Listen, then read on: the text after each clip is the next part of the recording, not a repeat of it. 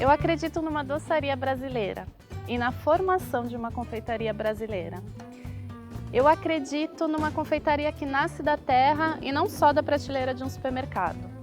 Eu acredito numa confeitaria que conhece a sua história, suas influências, o que ainda vai influenciar e aquela história que é melhor deixar para lá. Eu sou uma profissional que me questiona o tempo todo e eu vou atrás das respostas para tanto questionamento. Eu também sou uma pessoa que adora compartilhar. E o Doce Brasil é um programa que vai percorrer todo o país atrás dessas respostas e de conhecer um pouco melhor a nossa doce história. Vem comigo!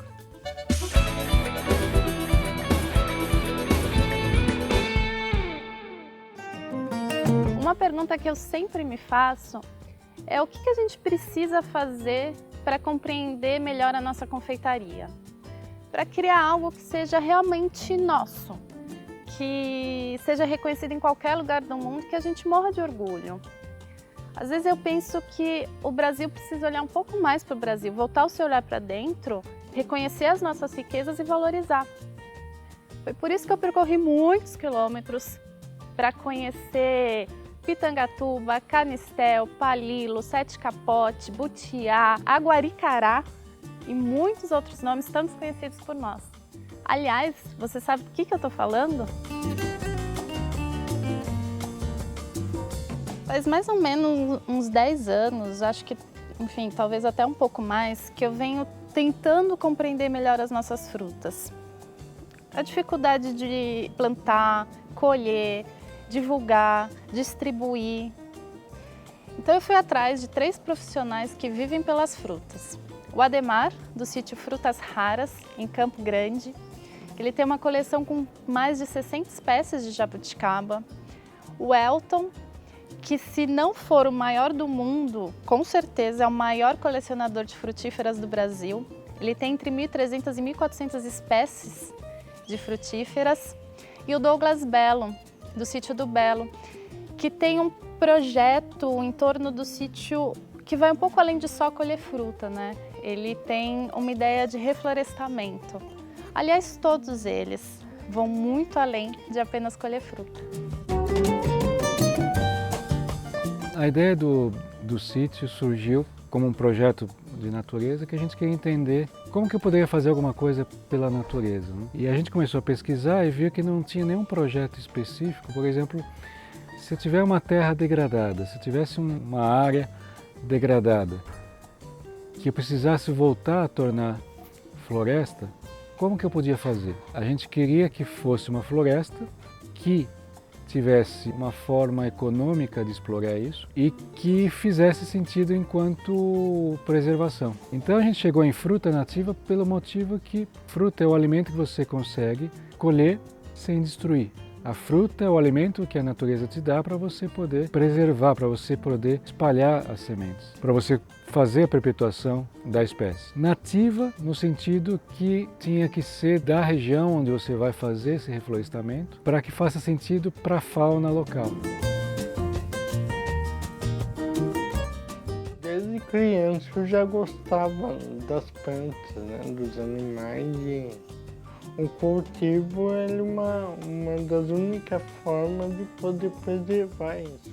Porque a preservação na natureza é muito difícil, né? Às vezes a planta hoje está lá, amanhã pode ser queimada. Então a única forma de preservar é plantar mesmo. Porque outras maneiras é arriscado.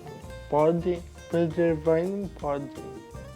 E eu tenho hoje várias plantas, várias frutíferas, que no local, quando eu encontrei, já não existe mais. Então aí a importância de se plantar para preservar.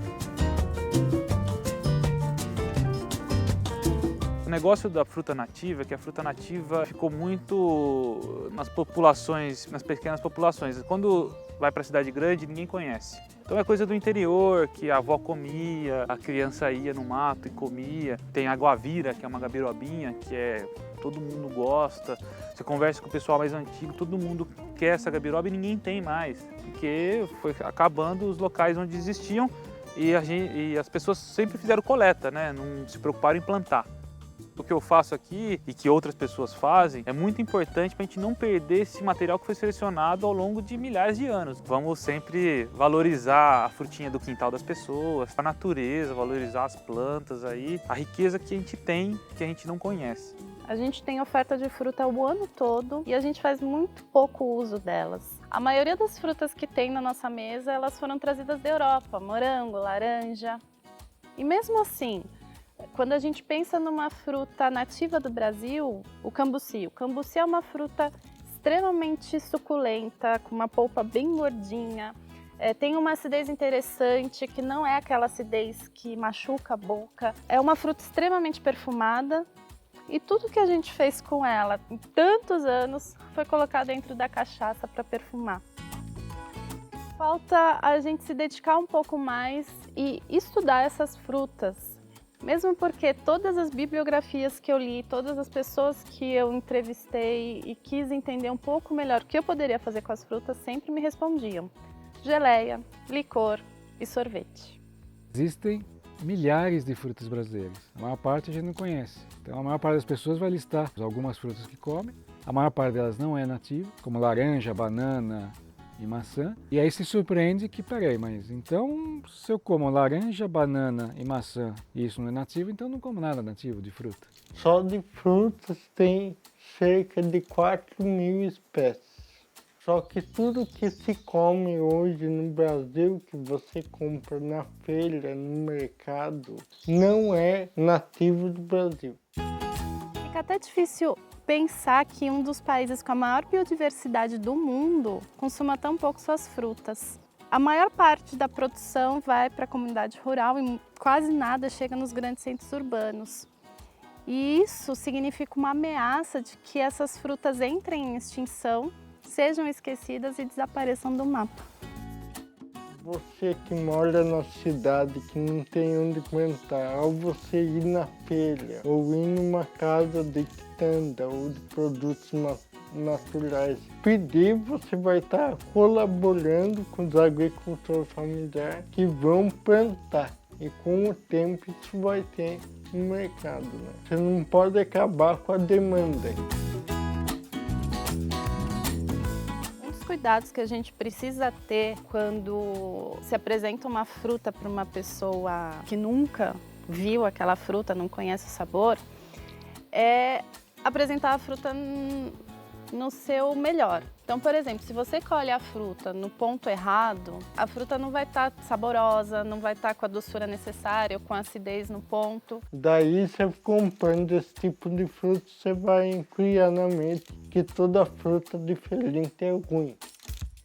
Outra coisa que eu percebi que incomoda muitos produtores é quando a gente faz associações com outras frutas. Por exemplo, a pitangatuba. Pitangatuba, ela lembra muito o sabor da manga, da carambola, talvez um pouco da pitanga. E não, quando a gente comer pitangatuba, a gente tem que falar, tem sabor de pitangatuba. Assim como quando a gente come uma maçã, a maçã tem sabor de maçã, a manga tem sabor de manga. Quando a gente chegar nesse ponto, que pitangatuba gostosa, que aguaricará delicioso, talvez a gente vai ter começado a entender o valor das nossas frutas. Essa cultura de você não valorizar, porque você não dá valor, né? Dá valor porque é uma fruta, pô, aquela manga coquinho lá que eu comia, delícia, né? Você dá o valor para ela, mas assim, você não dá o valor do meio, da onde ela veio, como que ela veio. Porque sempre teve, né? O Brasil é um pomarzão, né? Vamos falar assim, né? E essa cultura do pomarzão, eu acho que é o problema. Porque você tem que dar valor, cuidar com carinho, como se fosse um animal de estimação. O consumo, ele é um ato político. Assim como a música, a poesia, o trabalho voluntário. Comer é um ato político. Também é um ato agrícola, um ato ecológico. A gente fala muito sobre monocultura. E por mais pop tech que seja, ela também pode roubar uma das nossas maiores riquezas.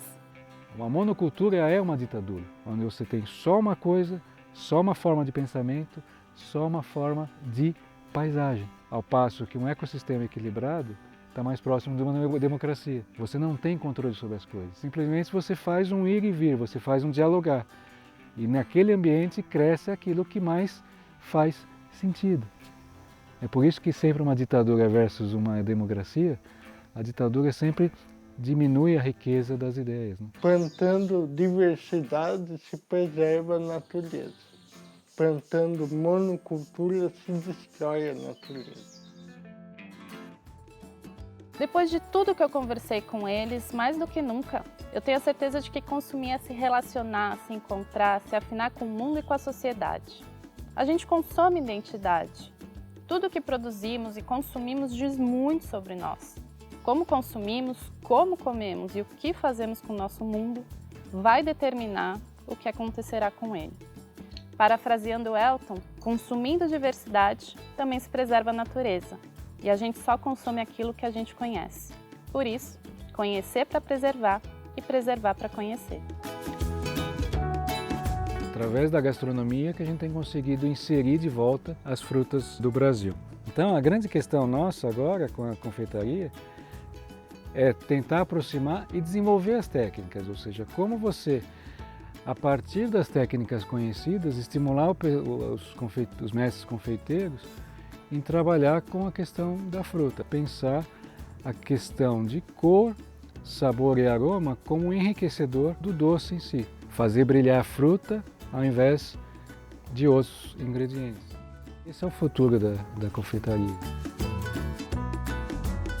Um dos desejos que eu tenho para a nossa confeitaria e para o planeta, para o nosso país, é que exista realmente um aumento do consumo das frutas nativas.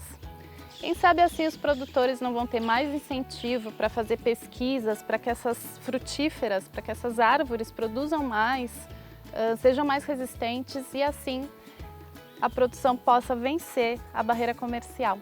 O Brasil é doce e eu te espero no próximo programa.